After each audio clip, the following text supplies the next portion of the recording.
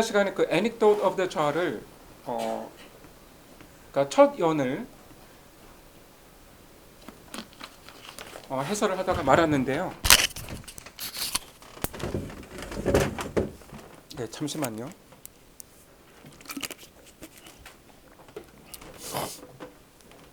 자, 그 20세기 그 미국의 모더니즘을 대표하는 그 월러스 스티븐슨의 시입니다.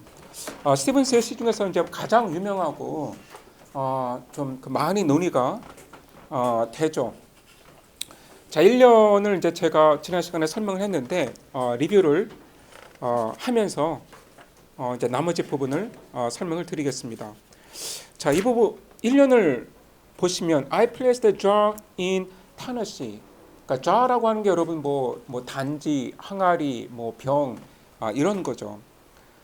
그 jar를 그러니까 테네시 미국의 한 주죠. 그러니까 테네시에 그 두었는데 and round it was upon a hill. 그 특별히 어느 언덕 위에 그러니까 이 jar를 두었다라는 거죠. 그래서 언덕 위에서 이 jar가 그러니까 round 둥그렇다. 그러니까 it made a 그러니까 slowly wilderness surround that hill. 그러니까 그 wilderness 그러니까 황야죠. 어떤 그 인공의 그 느낌이 없는 어떤 그 사람이 만든 뭐 건물이라든가 뭐 도로라든가 이제 이런 게 없는 정말 그 자연 상태 그대로의 땅인데 자, 그 황야가 그러니까 슬러블리 좀 너저분한 그런 모습이었는데 그 언덕 위에 좌를 두니까 그 황야 전체가 그 좌가 놓여 있는 이 힐을 감싸는 그러한 모양이 되더라. 그래서 이제 여러분이 그 이 좌를 황야에 둔 사람이라면 이제 이 말이 이해가 되실 거예요. 그러니까 시선이 그 좌에 빨려 들어가면서 이 황야 전체가 그 좌를 감싸고 있는 듯한, 그러니까 서라운드를 하는 듯한 이제 그런 느낌이 드는 것이죠. 그리고 이제 여러분 그 지금 1년에서 자, 2행과 4행을 보시면 자, 라운드 이 사운드가 두 번 반복이 되죠. 그러니까 라운드, 서라운드에 라운드가 있고 그래서 라운드, 라운드. 그런데 자, 1년만 이런 것이 아니라 자, 그 2연에서도 어라운드가 있죠. 여기에서도 이제 라운드 이 사운드가 있는 것이고 그리고 또 라운드, 라운드.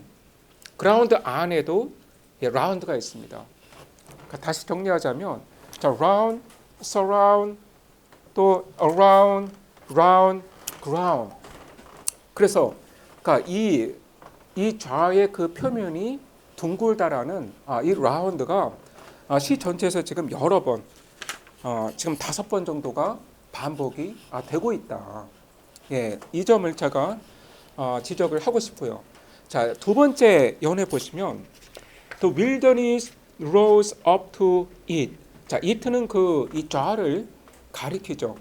그러니까 좌가 이 언덕 위에 위치해 있으니까 그러니까 그 황야 전체가 그 좌로 올라가는 것 같은, 그러니까 라이즈를 하는 듯한 그러한 지금 상황이 연출이 되는 거죠. 그러니까 여러분 상상을 해보시면 이해가 될 거예요. 그러니까 지금 그 이 어느 언덕 위에 좌가 놓여 있는데 언덕 위에 있다 보니까 그 황야가 지금 그 이 좌로 빨려 올려가는 것 같은, 빨려 올려가는 듯한 그러한 느낌을 받게 되는 것이죠. 그리고 and sprawl around, no longer wild.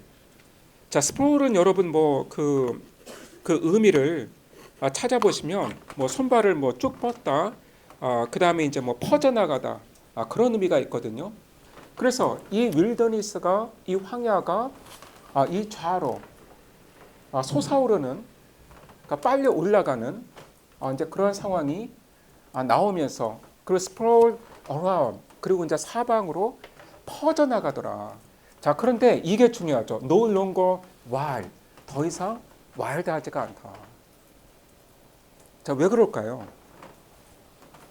그러니까 좌가 놓이기 전에는 자연 그대로의 상태였다고요.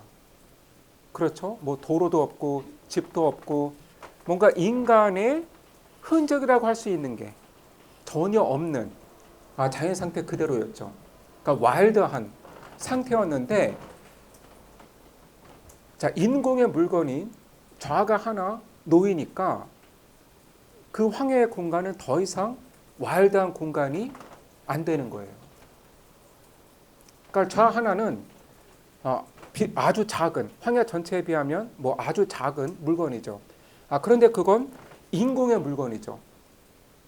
여기서는 예수를 대표하는 예수를 상징하는 이제 그런 물건으로 볼 수가 있는데, 자, 예술품인 이 좌가 이 황야에 놓이는 순간, 즉 인간이 제작한 이 물건이 황야에 놓이는 순간, 그 황야는 더 이상 와일드한 공간이 아니게 되는 것이죠.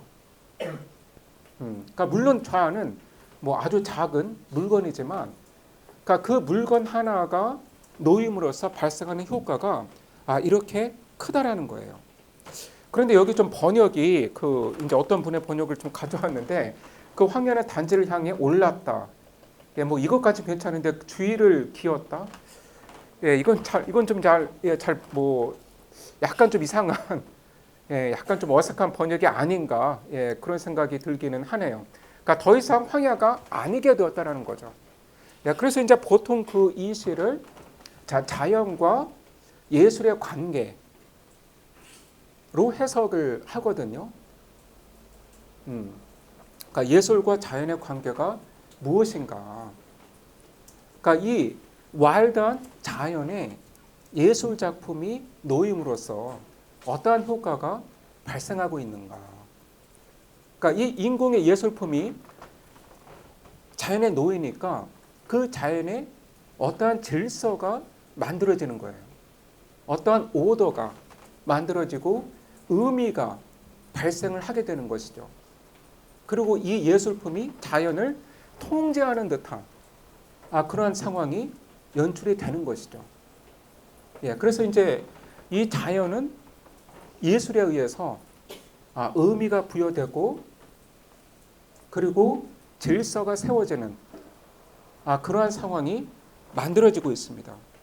The jar was found upon the ground. 여러분 이 사운드에서 이 라운드가 2번 반복이 되고 있죠. 자, 땅 위에서 지면 위에서 그 좌가 둥글었다. And tall and overpoured in air. 그리고 자, 그 좌를 그 위치에 놓은 사람의 입장에서, 그 사람의 시각에서 보면 그 좌가 상당히 커 보이고, 왜냐하면 이제 이 사람의 그 시선은 이 좌에 집중이 되어 있으니까. 그러니까 이 좌가 상당히 커 보이는 거죠. 그리고 and overpoured in air. 자, 대기 중에서 overpoured. 자, overpoured는 그 portly라는 단어와 이제 그 같은 의미인데, 뭐 당당한, 풍채가 좋은 그런 의미죠. 그러니까 여기 뭐 이제 번역이 된 것처럼 크고 풍채가 당당했다. 그러니까 예술이 자연을 이렇게 통제하는 거죠. 의미를 부여하고 질서를 세우는 거죠. 그러니까 이 좌가 있기 전에는 그냥 그러니까 슬러블리한, 그러니까 너저분한, 그러니까 지저분해 보이는, 그러니까 뭔가 그 시선을 둘 데가 없는 그러한 그 풍경이었지만, 좌 하나가 놓임으로써 이러한 변화가 일어났다라는 거예요. 그래서 it took dominion everywhere.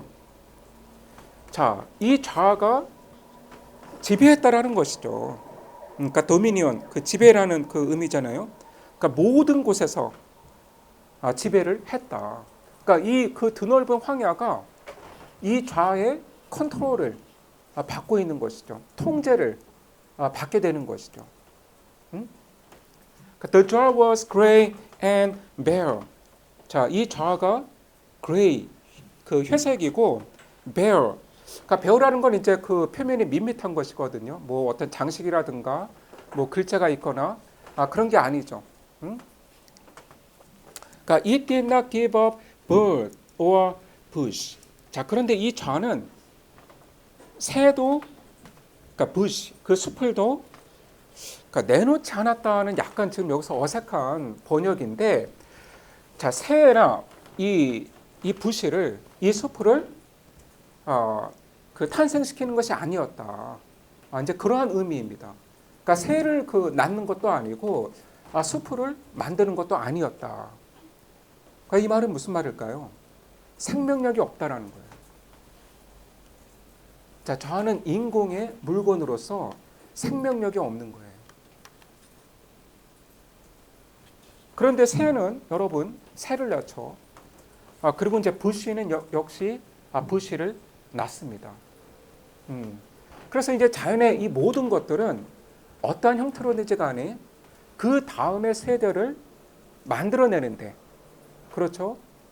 그러니까 그 다음의 세대를 그 존속을 시키는데, 그러니까 이 좌는 그렇지 못하다라는 거예요. 그러니까 바로 여기서 이 자연에 대한 예술의 통제가 갖는 한계가 드러나는 것이죠. 그래서 언뜻 보면 이 예술 작품이 자연의 질서를 부여하고 통제를 하고 질서를 세우는 것 같지만, 그러나 생명력이 없다라는 거예요. 네, 여러분 그 마지막 향을 보면 그러니까 like nothing else in Tennessee. 그러니까 테네시의 어떤 다른 것도 그러지 않는 것처럼. 그러니까 제가 보기엔 이 마지막 행의 그 번역이 테네시에는 어떤 다른 것도, 그러니까 이가 아니라 도가 들어가야 좀 맞는 번역이 되는 것 같습니다. 그 한국어는 정말 조사가 중요하잖아요. 예, 조사를 이제 뭘 붙이느냐에 따라서 의미가 완전히 달라지기도 합니다. 그러니까 이 말은 뭐냐면, 자, 테네시의 모든 것들은, 그러니까 이 테네시는 이제 그 테네시의 자연을 가리키는 것일 텐데, 테네시의 모든 것들은 다 생명력이 있다라는 거예요. 그 다음 세대를 낳는다라는 거죠. 그렇죠? 그러니까 생산력이 있는데 이 테네시의 모든 것과는 다르게 이 좌는 지금 생명력이 없다라는 거죠.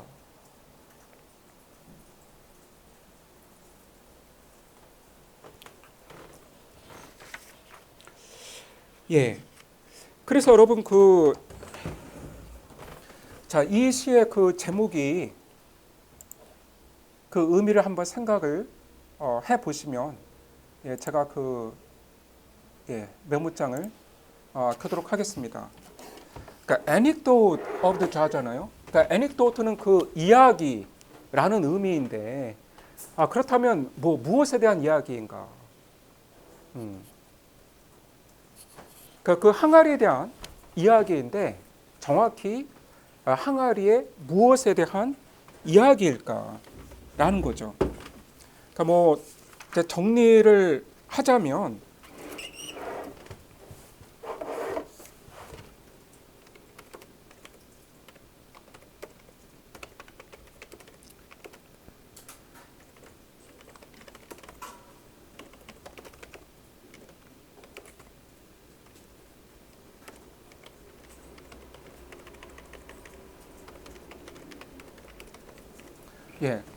어떤 그 예술의 어떤 파워, 어떤 예술의 힘, 어떤 질서를 부여하고 통제를 할 줄 아는, 그러니까 예술의 그 힘.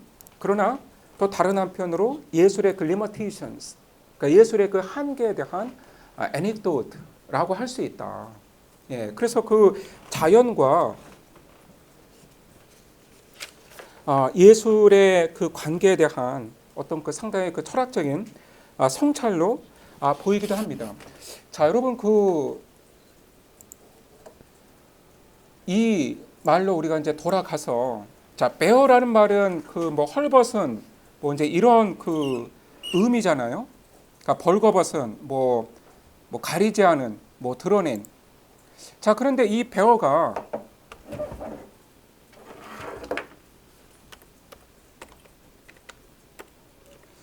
연상시키는 단어는 바로 barren이라는 거죠.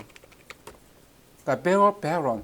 예, 그 발음이 비슷하잖아요. 여러분 그 barren이 어떤 의미인가요? 그러니까 임신을 하지 못하는 혹은 열매를 못 맺는. 그러니까 이제 bear라는 그 이 단어에서 이미 이 좌가 갖고 있는 그러니까 그 생명력이 없는 본질이 암시가 되고 있는 것이죠.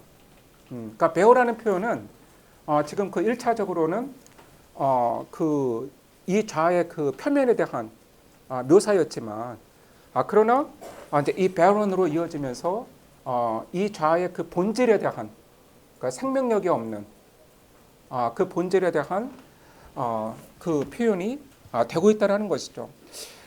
그리고 여러분 그 이 좌라고 하는 게 그러니까 우리는 당연히 이제 그 항아리 뭐 단지 이걸로 이해를 했지만 어떤 의미가 있나요? 그 또 다른 의미, 좌의 또 다른 의미. 사전을 찾아보시면 좌에는 항아리 말고 또 다른 의미가 있어요.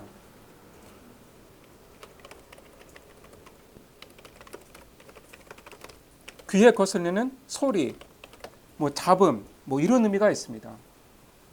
그래서 우리가 좌의 이 의미를 지금 이 시에 그 적용을 시킨다면 어떠한 해석이 가능할까요? 그러니까 자연과 예술의 관계는 본질적으로 좌하다라는 것이죠. 그러니까 완전한 조화를 이루기가 어려운 어떻게 보면 그 이 귀에 거슬리는 소리가 날 수밖에 없는 그러한 관계가 예술과 자연의 관계이다. 그러니까 여러분 그 형용사로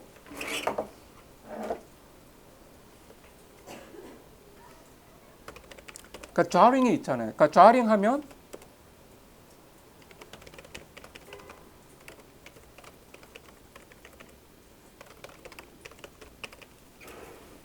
그러니까 조화가 되지 않는 소리가 바로 그러니까 jarring 한 사운드죠. 막 삐걱거리는 그러니까 좀 그 듣기 싫은 그 소리가 바로 이제 그 jarring이죠.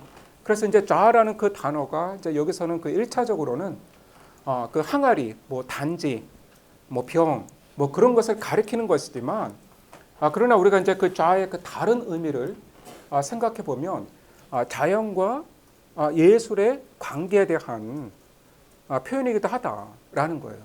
그러니까 자연과 예술은 본질적으로 조화를 이루기가 힘든 그러한 관계이고 귀에 거슬리는 뭔가 삐걱거리는 소리를 낼 수밖에 없다라는 것이죠. 자, 여기 이 프레젠테이션을 좀 더 살펴보도록 하겠습니다. 그러니까 이제 여기 준비를 하신 분들이 뭐 아주 열심히 이 슬라이드를 만드셨는데 그런데 이제 보니까 이제 어떤 분의 이제 논문을 좀 많이 참조를 하셨어요. 근데 이제 그건 좋은데 이제 이 논문 내용에 좀 많이 의존을 하다 보니까 그러니까 논문은 어떤 이제 한 사람의 어떤 분석이잖아요. 근데 이제 그거에 이제 너무 우리가 이제 의존을 하게 되면 그러니까 다른 사람 입장에서는 좀 이해가 되지 않거나 약간 동의가 안 되는 이제 그런 내용이 나오기도 합니다. 그러니까 여기서 이제 상상력이 현실의 질서를 부여함을 암시한다. 그러니까 여러분 예술이란 본질적으로 상상력의 산물이기 때문에 지금 이 좌가 황야 위에서 자연을 통제하고 그리고 그 자연의 의미를 부여하는 것은 바로 상상력의 역할에 대한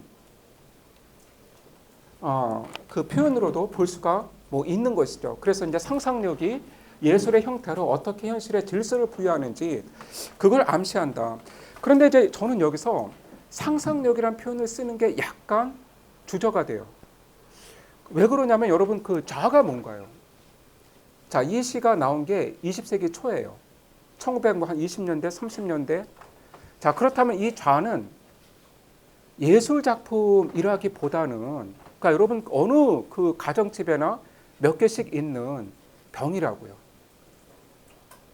그렇죠? 그리고 이 병은 공장에서 대량 생산되는 그러한 물건이죠. 음. 그래서 뭐 이 좌를 우리가 이제 예술 작품으로 볼 수도 있는데 문명으로 이렇게 치환을 해서 생각을 할 수도 있는 거죠. 그러니까 현대 문명이 만들어낸, 그러니까 현대 문명이 어떤 기계로 그 대량 생산한 물건 중에 하나가 바로 그러니까 좌인 거죠. 그리고 이제 이 좌가 이 황야에 놓여 있는 건 인간의 문명이 이 자연에 침투를 한 것이죠. 그리고 이제 그거에 질서를 부여하고 뭔가 그 통제를 시도하는 것이죠. 하지만 이제 자연은 이러한 그 문명의 침투를 거부할 때가 있는 거예요. 그러니까 이 문명과 이 자연이 조화롭게 공존을 하지 못할 때가 있는 거죠. 그러니까 좌라는 그 단어의 의미대로 그러니까 좌링한, 그러니까 삐걱거리는 그런 관계를 형성할 때가 많이 있죠. 예. 그러니까 여러분 잠깐만 이게 구글이 어디 있지?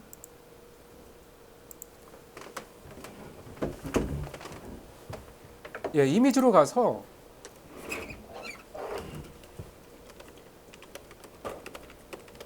자, Anecdote of the Char를 이렇게 클릭을 하시면 이제 많은 이미지가 나오거든요. 그러니까 여러분 이런 좌인 거예요, 이게. 뭐 아주 뭐 그 예술적으로 아름답게 만든 뭐 그런 항아리, 글쎄 뭐 그런 것일 수도 있겠지만 이런 거거든요. 어떤 공업적으로 그 대량 생산을 한. 그런데 여러분 이거는 지금 시의 묘사와 정확히 맞지는 않는 게 시에서는 이제 barren barrel하다고 했잖아요. 그러니까 지금 표면에 뭐 이런 그 글씨나 이미지가 없는 것이죠. 그러니까 이런 거죠, 여러분. 예. 그러니까 어느 가정에나 뭐 그 몇 개씩 있는 아마도 이제 유리로 만든 병일 것이다. 음? 물론 뭐 그 어떤 예술적인 그런 가치가 있는 뭐 병일 수도 있겠지만 그래서 우리가 이제 이 시에서 뭐 예술이라고도 말할 수 있겠지만 뭐 문명이라고도 말할 수 있는 거죠. 그러니까 현대 문명. 음?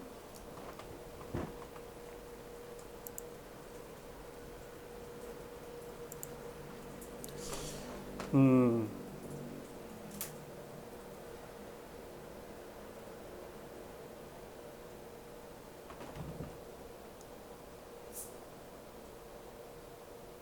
그러니까 항아리가 예술의 본질적인 요소만 갖고 있다는 의미인가요?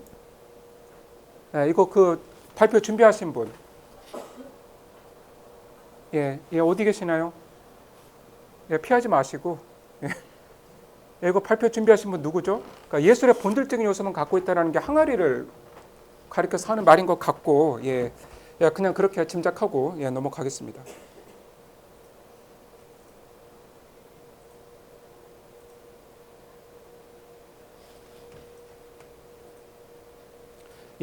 좀 이 부분이 이제 더 좀 중요한 것 같은데, 자, 인간 사회와 자연 세계 사이의 관계를 표현하고 있다. 그래서 제가 이제 설명했듯이 예술과 자연 혹은 이제 문명과 자연의 관계이다. 또 인간의 창작물과 자연의 그 자유분방함이라기보다는 그냥 와일드니스라고 표현하는 게 정확할 것 같고요. 또 인간의 자연에 대한 지배력이 비어 있다. 그러니까 비어 있다라는 표현이 뭔가요? 이거 제작하신 분.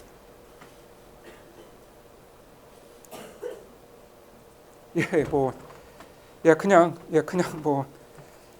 뭐, 그냥 넘어가겠습니다. 자, 자연의 창조성과 인간 창의성의 지배는 양립이 불가능하다. 양립이 불가능하다. 그러니까 여기서 그 자연의 창조성은 생명력이죠. 그렇죠. 어떤 다음 세대를 생산할 수 있는, 그러니까 생명을 낳을 수 있는 그 자연의 이제 능력인데, 그러한 자연의 능력과 인간의 어떤 그 창조력, 인간의 상상력의 그 지배가 양립 불가능하다. 뭐 양립 불가능하다라는 그런 결론을 내는 것 같지는 않죠. 그러니까 그 둘의 관계가 부조화를 이룰 때가 있고, 그러니까 그야말로 그 자링한 관계를 이룬다라는 거지, 아예 양립이 불가능하다 이런 말을 하는 것 같지는 않습니다.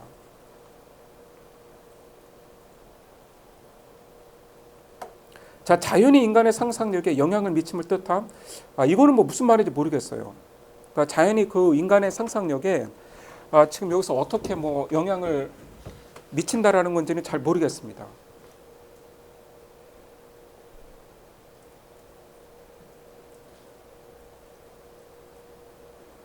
그러니까 자연이 인간의 창조성에 대한 원천, 이것도 저는 뭐 무슨 말인지 모르겠어요. 그러니까 이 자체는 뭐 틀린 말은 아닌데, 그러니까 이 시에 어떻게 적용이 되는 말인지 잘 모르겠습니다. 그리고 인간 문명은 자연을 지배하고 압도하는 것이 될 수가 없다. 그러니까 이 시가 말하는 게 이거는 아닌 것 같거든요. 예, 그래서 이제 우리가 이제 시를 해석할 때, 그러니까 우리의 이제 모든 해석 또 의견이 시의 그 본문에 근거를 두고 있어야 하는 것이죠. 예, 자 디스커션 퀘스천을 이제 준비해 왔는데, 자 이거는 같이 보도록 하겠습니다.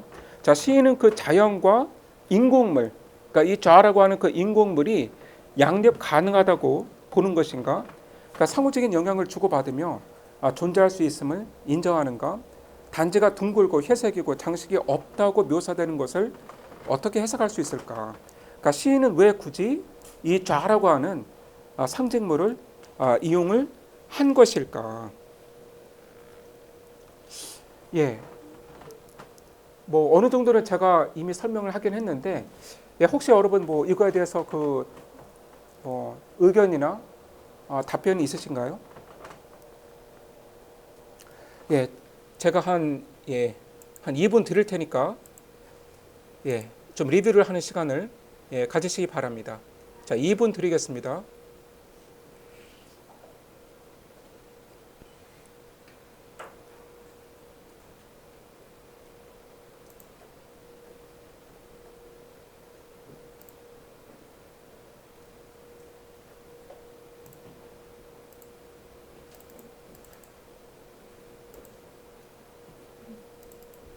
잠깐만.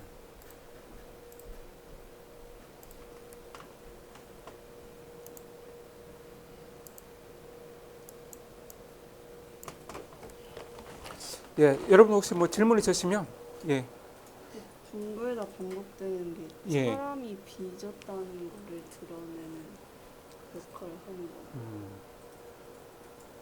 거예요. 제가 뭐 수업 시간에 딱히 그 질문만 하고 그 답을 안 한 거를 이제 지적을 하셨는데, 자, 라운드가 이제 5번이나 이제 반복이 된 게 어떤 의미가 있는 걸까? 그가 그 이 좌의 그 둥근 표면을 가리키는 것이죠.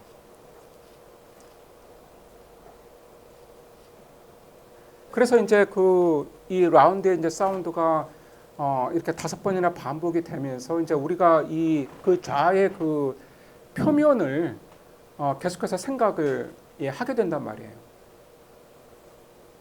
그런데 여러분 그 만약 이 좌가 플라스틱이 아니라 자 유리로 만들어졌다면, 자 그 좌의 둥근 유리 표면에는 무엇이 보일까요? 그렇죠. 만약 이 좌가 유리로 만들어졌다면 그 유리 표면에는 그 황야 전체가 담겨져 있겠죠.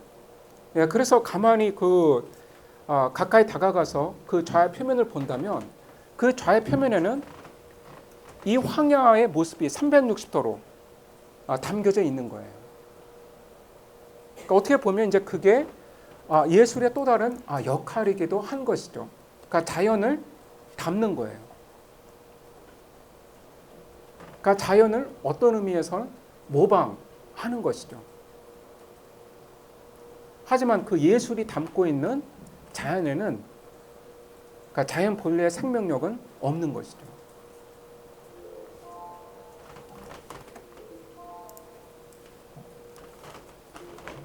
아니 왜 소리가 계속 나는지? 혹시 뭐 또 다른 질문 있으신가요?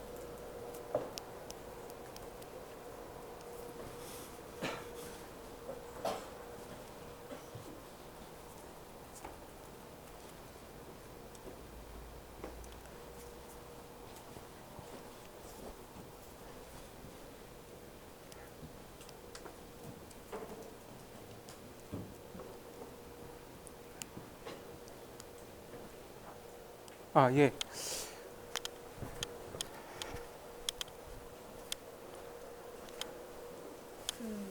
이 배열이라는 시어를 음. 생명력이 없는 걸 말씀하신 거잖아요. 아니 그 배어라는 그 단어 자체는 뭐 이렇게 그 드러난 뭐 헐벗은 이제 그런 의미인데, 그러니까 배어라는 단어에서 이제 배론이 이제 연상이 된다라는 거죠.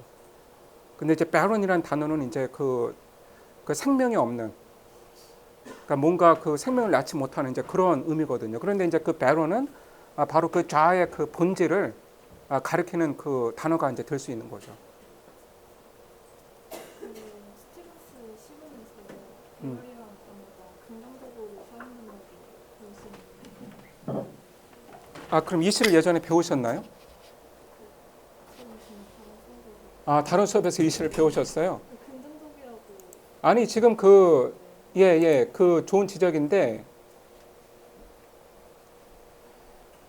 그러니까 지금 이 시어 자체는, 그러니까 배우라는 단어 자체는 이 맥락에서 제가 보기엔 뭐 딱히 좋은 의미도 나쁜 의미도 갖고 있지 않은 것 같은데요. 그러니까 어떤 좋은 의미가 있다고 또 해석을 하던가요? 이 시 자체를 아까 그 PPT에 나온 것처럼 애초에 그 스티븐스 시본 네, 좀 약간 좀 소리를 크게 말씀해 주세요. 시본을 적용해서 음, 상상력이 그 코로나, 그러니까 무질서한 음. 자연의 어떤 질서를 부여하는 음. 역할을 한다 이렇게 읽어서 이 배열이라는 애초에 스티븐스가 말하는 게 좀 사물을 너무 꾸며서 우리의 편견을 담아서 보지 않고 있는 그대로 드러내야 된다 좀 이런 내용이 있었어서 그 스티븐스가 다루는 시 중에서 나오는 배열이라는 단어는 긍정적으로 해석을 해야 된다 이런 식으로. 글쎄 뭐 제가 월러스 스티븐스의 시를 뭐 많이 읽은 건 아니어서, 그 이제 배우라는 단어가 이제 그 스티븐스의 시 전체에서 뭐 어떤 의미를 갖는지 어떤 뉘앙스를 갖는지 이제 그거는 말을 하기가 이제 어렵고, 그렇다면 이제 이제 다른 이제 시간에 이 시를 배우셨는데, 그러면 이 예술의 어떤 그 자아의 한계에 대해서는 뭐 지적을 안 하던가요? 네, 그런 얘기는 예. 그러니까 당연히 이제 이 좌의 그 한계가 지금 있는 것이거든요. 그건 이제 시 본문이 명확하게 이야기를 이제 하고 있는 바예요. 예. 그래서 지금 이 항아리가 지금 그레이 앤 베어라고 하는 거는 회색인데, 그런데 이제 표면에 아무 어떤 장식이나 이제 뭐 글자 이런 게 없는 거죠. 그러니까 상당히 그 밋밋한 그런 그 표면을 갖고 있는 것이고, 뭐 이제 이 단어에서 이제 이제 스티븐스가 상당히 아까 뭐라고 하셨죠? 좀 소박한 거, 그러니까 그러한 그 가치를 이제 중요하게 본다. 뭐 그 해석은 가능할 것 같아요. 그런데 이제 제가 이제 이야기를 한 건 뭐냐면, 자, 이 bear라고 하는 이 단어에서, 그러니까 baron이라고 하는 그 단어가 또 연상이 되는 것이고, 뭐 물론 이제 뭐 모든 독자가 다 연상을 하지는 않겠죠. 예. 근데 이제 하지만 이제 우리가 이제 연결을 시켜볼 수 있는 거고, 그런데 이제 그 baron은 바로 이제 이 자아가 예술품으로서 갖고 있는 한계를 표현하는 단어가 지금 되고 있단 말이에요. 예, 그래서 이제 그 연상이 상당히 이제 흥미로운 것이죠. 이해가 되시나요? 예, 그러니까 이래서 시가 좀 어려운 거예요. 왜냐하면 이제 가르치는 사람마다 다르거든요. 예. 예, 또 다른 질문 있으신가요?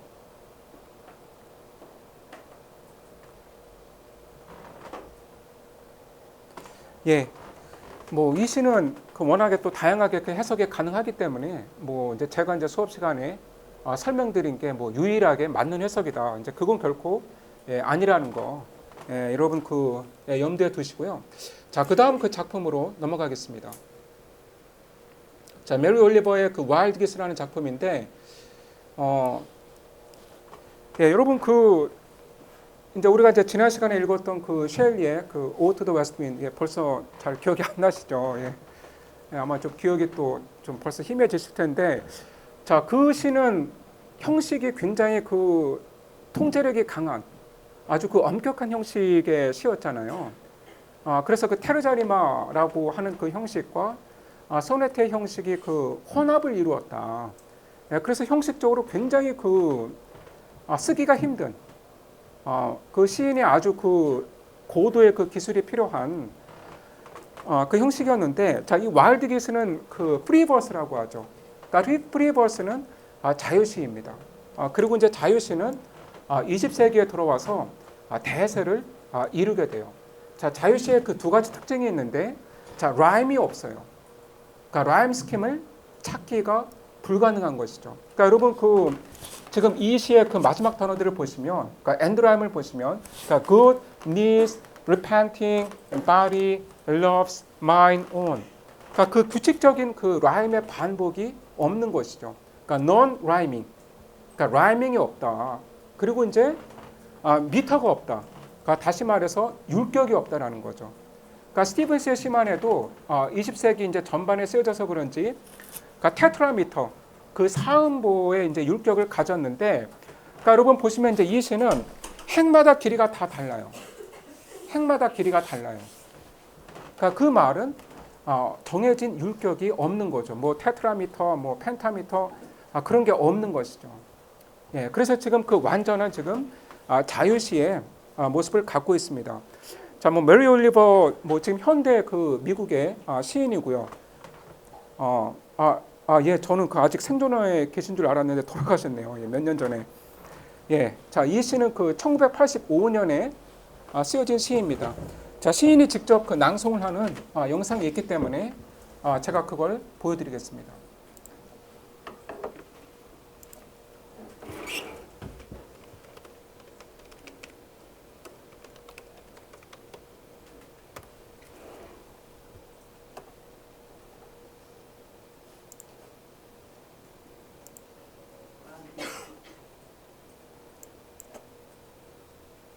You do not have to be good.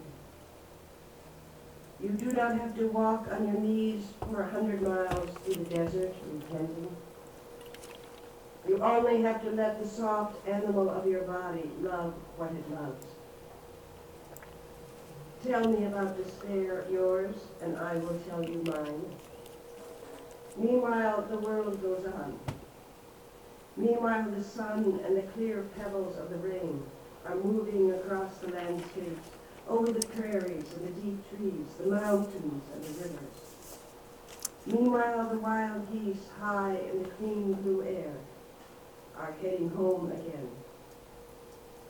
Whoever you are, no matter how lonely, the world offers itself to your imagination, calls to you like the wild geese, harsh and exciting, over and over, announcing your 예, in 죄송합니다. the family of things. 예, 예, 뭐 이 시는 뭐 예, 그 상당히 이제 심플해서 예, 그게 뭐 어려운 시가 아니고요. 예, 금방 해설을 하도록 하겠습니다. 예, 상당히 그 이제 좋은 시인데, 그러니까 메리 올리버의 이제 많은 시들이 그 자연을 다루고 있거든요. 지금 우리가 이제 읽고 있는 시들이 여러분 그 자연의 카테고리에 속한 시들입니다. 그러니까 이 시도 역시 그 우리가 이제 자연을 어떻게 대해야 할지, 그러니까 우리 삶에서 자연이 어떤 의미가 있는 건지, 이제 그거에 대한 성찰을 담고 있는 시라고 볼 수 있습니다. 자, 그러니까 유는 이제 독자거든요. 그러니까 이제 시인이 이제 독자에게 이제 직접 말을 하는 거죠. 그러니까 you do not have to be good. 그러니까 어떻게 보면 좀 이해가 안 되는 말일 수 있는데, 그러니까 너무 그 도덕적으로 살려고 애를 쓸 필요가 없다. 그리고 you do not have to walk on your knees for 100 miles through the desert repenting. 그리고 그 repenting, 참회를 하면서 어떤 그 종교적인 회개죠. 참회를 하면서 이 사막을, 이 드넓은 사막을 100마일이나 이 무릎으로 기면서 건너갈 필요가 없다라는 거죠. 그래서 이거는 아주 종교적으로 금욕적인 삶이죠. 어떤 자신의 죄에 아주 예민하고 이제 종교적인 가르침에 철저하게 따르는 이제 그러한 삶인 것이죠. 그래서 여기서 이 첫 사명에서 메리 올리버는 그러니까 이 두 가지 형태의 삶을 거부하고 있는 것이죠. 그러니까 지나치게 도덕률에 얽매이는 삶, 또 종교적인 이 죄의식에 얽매이는 삶, 이러한 것을 거부를 하고 있습니다. 그러니까 you only have to let the soft animal of your body love what it loves. 예, 여러분 이 행위 이제 어떤 의미인지는 이해가 되시죠? 그러니까 물론 이제 우리는 모두 인간이지만, 그러니까 애니멀이라는 거예요. 그러니까 우리의 어떤 애니멀됨을 깨달아야 된다.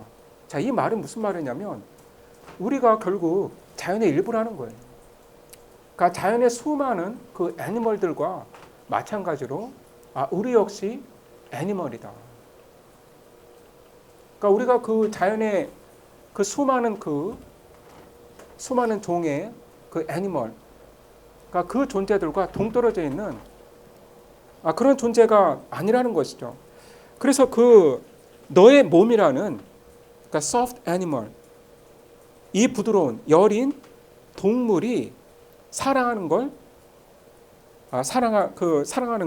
사랑하게 하면 된다.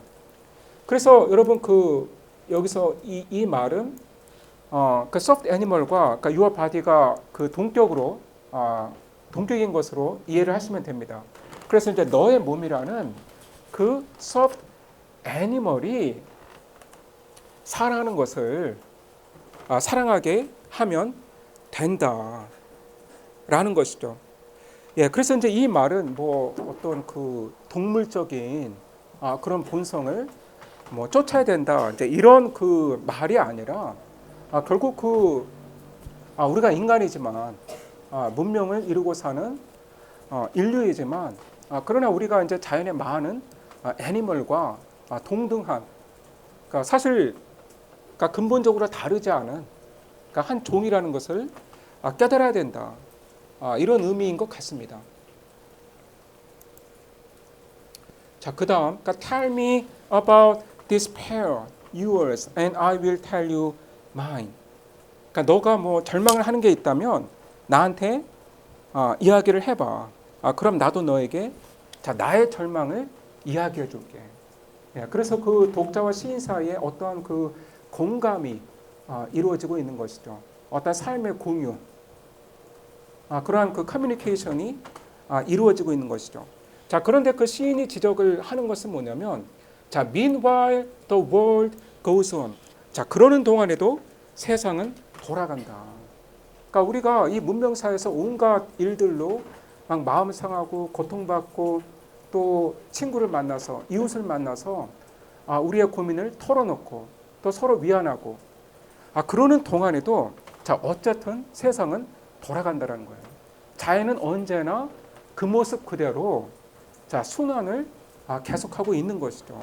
그러니까 meanwhile the sun and the clear pebbles of the rain are moving across the landscapes. 자, 그러는 동안에도 이 태양과 그다음 이 비의 clear pebbles, 이 투명한 아주 맑은 조약돌 같은 이 빗물이 풍경을 가로질러서 움직인다라는 것이죠. 그래서 우리가 서로의 고통을 나누는 그 와중에도 자연은 변함없이 이렇게 움직이고 있다. 태양은 움직이고 있고 그리고 마찬가지로 비도 내리고 있는 것이죠. 상당히 이 메리 올리버가 아름다운 이미지들을 창조하는 것으로 유명한데, 이 이미지도 상당히 아름답죠. 그렇죠? The clear pebbles of the rain. 이 비가 내릴 때 그 빗방울을 가리켜서 clear pebble, 투명한 맑은 조약돌이다. 이제 이렇게 묘사를 하고 있습니다. 그런데 이 태양과 이 비가 이렇게 그 풍경을 가로질러 움직이고 있는데, 그러니까 over the prairies and the deep trees. 그러니까 프레리와 그러니까 이 울창한, 그러니까 이 밀림을 이루는 그 나무들 위로도 움직이고 있고, the mountains and the rivers. 그 산 위로도, 그리고 강 위로도 움직이고 있다. 그래서 그러니까 저는 어떻게 보면 이게 우리가 자연으로부터 그 위안을 받을 수 있는 이유가 아닌가. 그리고 이제 시인도 그걸 지적을 하는 것 같은데, 우리는 이렇게 일상에서 뭐 많은 일들을 겪고 여러 가지 일들에 막 마음이 상하고 또 상처를 받고 뭐 고통을 겪고 이제 이러지만 자연은 언제나 그 모습 그대로 있다라는 거예요. 자연은 그 나름의 사이클을 영원히 반복하면서 항상 그 자리에 있는 것이죠. 그러니까 어제와 마찬가지로 오늘도 태양이 내리쬐고 있는 것이고, 뭐 어제 비가 왔으면 또 얼마 후에 비가 오는 것이고, 언제나 그 모습으로 우리를 만나준다라는 것이죠. 그래서 자연은 우리에게 위안을 줄 수 있는 것 아닌가. 이제 그런 생각이 듭니다. 여러분 여기서 그 이제 meanwhile이 여러 번 반복이 되고 있잖아요. 그러니까 meanwhile 또 뭐 meanwhile, meanwhile, 예, 이렇게 세 번이 반복이 되고 있는데, 이제 이거를 그 전문 용어로 그 어네포라라고 하거든요. 그러니까 ANAPHORA, 어네포라. 예, 뭐 그 기억을 하실 필요는 없는데, 자 이런 전문 용어가 있습니다. 그러니까 어네포라. 이거는 그 이제 repetition, 반복인데, 이제 특히 그 시에서 행위나 구의 첫 부분이 동일한 것. 그러니까 시에서 이 행위나 구의 첫 부분이 반복이 되는 걸 가리켜서 어네포라라고 하죠. 그래서 여러분 여기서도 그 유로 이제 여러 번 그 행을 시작을 했죠. 그리고 이제 meanwhile도 세 번이 반복이 됐습니다. 자, 그 세 번째 그 meanwhile의 내용을 보시면, 자, meanwhile the wild geese high in the clean blue air are heading home again. 그러니까 우리가 이렇게 서로의 그 despair, 서로의 그 절망과 고통을 나누는 그 동안에도 the wild geese, 바로 이제 그 제목에 나오는 그 기스이죠. 그러니까 wild geese는 어떤 사람이 그 길든 그런 그 이 기스가 아니라, 이 기러기가 아니라 그야말로 자연에서 살아가는 그 기스죠. 그러니까 이 기러기들이 그러니까 high in the clean blue air, 이 맑고 푸른 그 하늘 높이 날면서 그러니까 heading home again, 다시 집으로 돌아간다. 예, 그래서 이제 우리가 그 어떤 삶에서 겪게 되는 그 온갖 감정에 힘들어하고 있는 그 동안에도 그러니까 자연은 이렇게 움직인다라는 거예요. 그러니까 와일드 게이스는 자기의 고향으로 돌아간다라는 것이죠. 그래서 whoever you are, no matter how lonely, the world offers itself to your imagination. 그래서 그 당신이 누구이든, 그러니까 no matter how lonely, 당신이 얼마나 외롭든지 간에 the world offers itself to your imagination.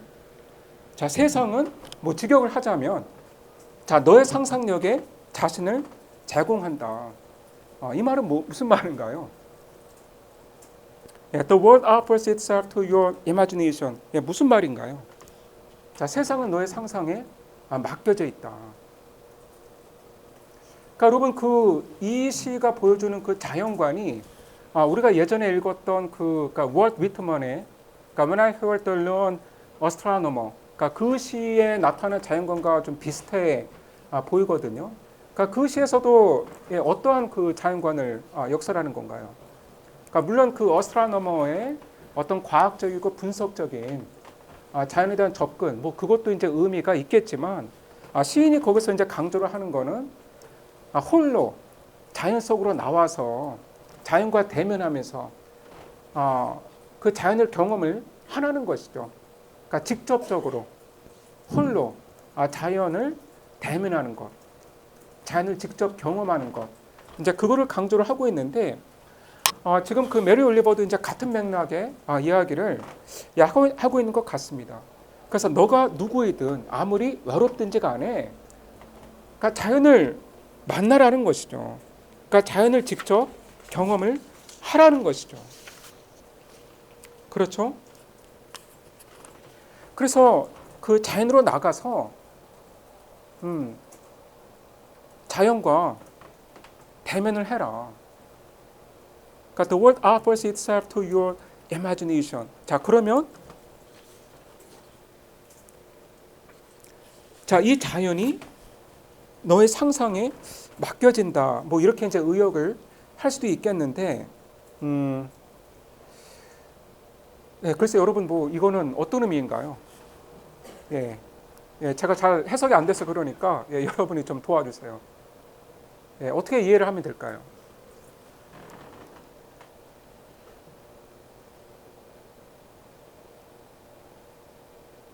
그러니까 무슨 말인지는 알겠는데 어렴풋이는 알겠는데 잘 이렇게 표현이 안 될 때가 있는데 글쎄 뭐 제 생각에는 우리가 뭐 아무리 외롭든지 간에 우리가 어떤 사람이든지 간에 우리가 우리 나름의 방식대로 자연을 만나는 거죠. 자연으로부터 위안을 얻고 자연으로부터 힘을 얻을 수 있다라는 거예요.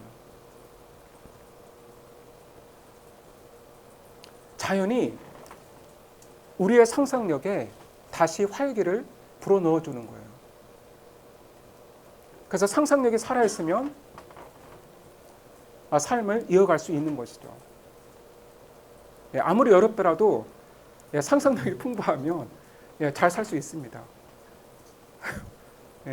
막 상상력으로 막 내 주변을 막 수많은 막 친구들로 막 채우고 뭐 그럴 수도 있는 거겠죠.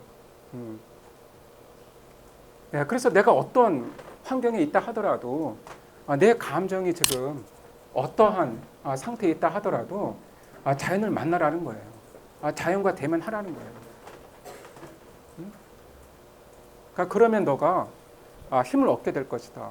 그러니까 자연이 너의 상상력을 채워줄 것이다. 그러니까 자연에서 내가 필요로 하는 것을 얻게 되는 거예요. 그러니까 내가 지금 결핍하고 있는 것을 상상력으로 자연으로부터 얻게 되는 것이죠. 뭐 이제 그런 의미가 아닐까 이제 생각합니다. 그리고 이제 calls to you like the wild geese, harsh and exciting. 그리고 자 이렇게 자연이 우리의 상상력에 자기 자신을 제공하는 것뿐만 아니라 우리를 부르기까지 한대요. 그러니까 calls to you like the wild geese. 그러니까 저 기러기들처럼 그러니까 harsh and exciting. 아주 그 거친 목소리로 그리고 흥분된 목소리로 너를 부를 것이다. 그러니까 이 자연의 그 컬링을 들으라 이거죠. 그러니까 지금 그 시인은 이 와일드 기스를 보면서 그 와일드 기스의 이 노래하는 뭐라고 하지? 뭐 울부짖는 건 아닌 것 같고 어쨌든 이 와일드 기스가 이 소리를 내는 게 마치 이제 자연이 나를 부르는 걸로 이제 그렇게 상상을 하고 있는 것이죠. 그래서 여러분 그 자연 속에 나아가서 자연을 경험해야 이제 상상력이 풍부해지는 겁니다. And over announcing your place in the family of things. 그러면서 이 그 자연이 그러니까 like the wild geese, 그러니까 이 기러기처럼 너를 거칠게 그리고 아주 흥분에 차서 부르는데 그런데 반복적으로 announce 해주는 것은 그러니까 your place in the family of things. 그러니까 이 만물이 이루고 있는 가족 안에 너의 플레이스가 있음을 이 자연이 반복적으로 어나운스를 해준다. 다시 말해서 너의 플레이스는 너의 위치는 너가 있어야 할 곳은 바로 in the family of things. 그러니까 만물이 그러니까 우리 인간을 포함해서 이 모든 그 자연이 하나의 그 패밀리 가족이라는 것이죠. 그리고 바로 이 가족 안에 나의 플레이스, 나의 위치가 있다라는 것을 자연이 깨닫게 해준다. 그래서 우리는 이 The Family of Things, 그러니까 이 자연의 이 만물이 이루는 이 가족으로부터 동떨어져 있는, 그러니까 이런 그 패밀리와는 동떨어져 있는 그런 존재가 아니라 이러한 그 패밀리 안에 구성원이라는 것을 자연은 깨닫게 해준다라는 것이죠.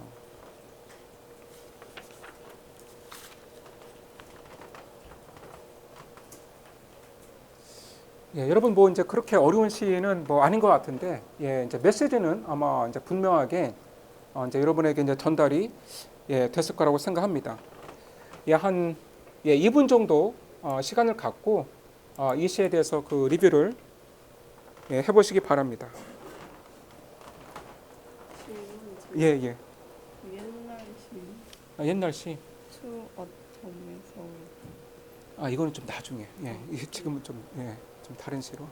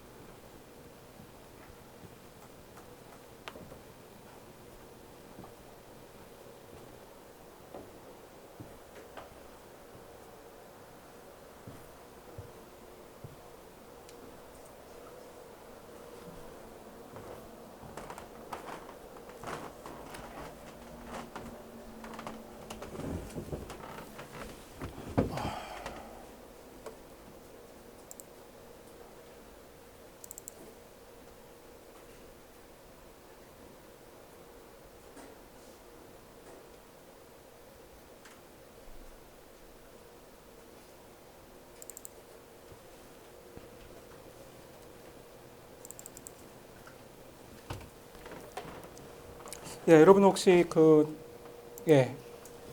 자, 미국 시인 그 메리 올리버의 이 시에 대해서 더 뭐 질문이나 코멘트가 있으신가요? 자, 이 자연에 대한 이 시들은 이제 여기서 이제 우리가 마무리를 하고, 이제 그 다음 이제 카테고리의 그 시들은 사랑에 대한 시들이거든요.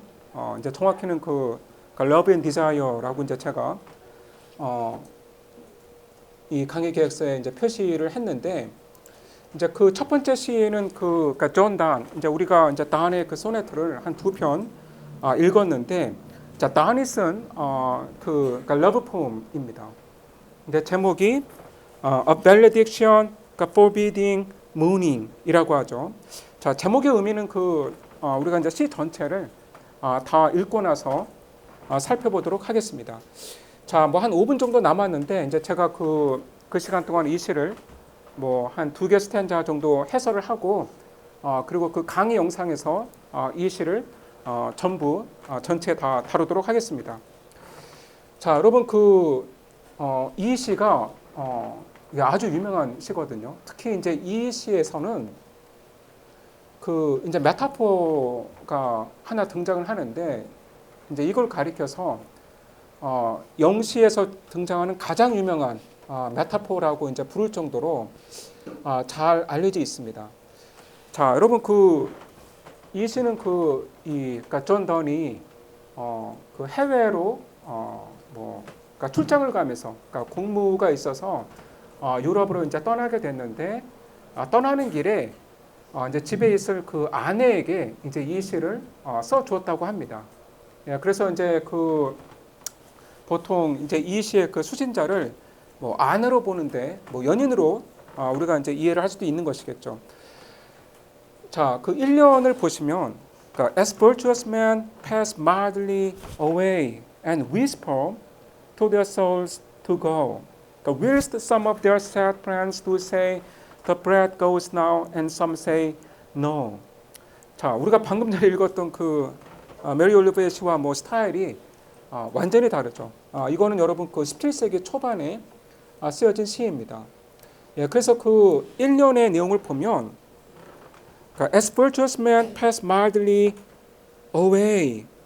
그러니까 덕이 많은 사람들이 그러니까 고결한 성품의 사람들이 그러니까 pass mildly away.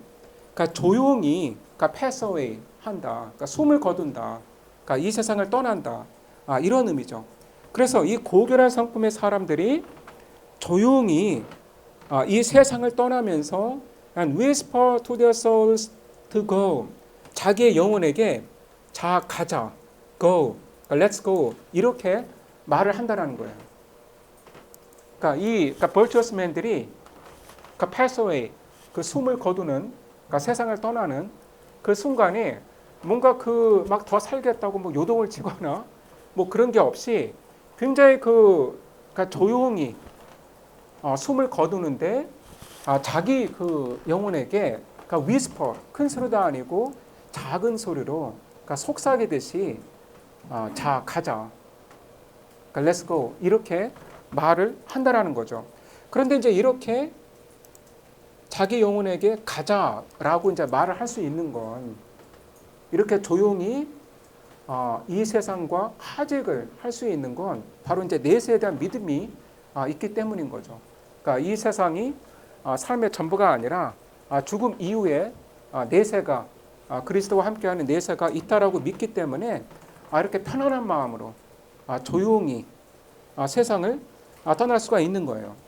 그러니까 whilst some of their sad friends do say the bread goes now and some say no. 자, 그런데 이 지금 숨을 거두고 있는 이 사람을 지켜보고 있는 친구들이 있어요. 그래서 이 친구들은 지금 당연히 sad 슬픔에 잠겨 있는데 어떤 친구들은 the bread goes now. 자, 이제 숨을 거둔다. 이렇게 말을 하고 또 어떤 친구들은 some say no. 아니야. 아직 숨을 거둔 건 아니야. 그러니까 이런 말들을 한다라는 거죠. 그러니까 이 친구들이 몇 명은 이제 숨을 거두는구나 이런 말을 하고 또 다른 사람들은 아직은 아니야. 그러니까 이런 쓸데없는 논쟁을 하고 있는데 지금 이 덕이 있는 사람은 조용히 어떠한 소란도 일으키지 않고 차분하게 이 세상과 이별을 한다라는 것입니다. 자, 여러분 오늘 수업은 여기서 마치고요. 제가 아까 이야기한 대로 이 시는 제가 강 영상에서 해설을 다 하도록 하겠습니다. 그리고 크리스타벨의 이제 초반도 다루도록 하겠습니다.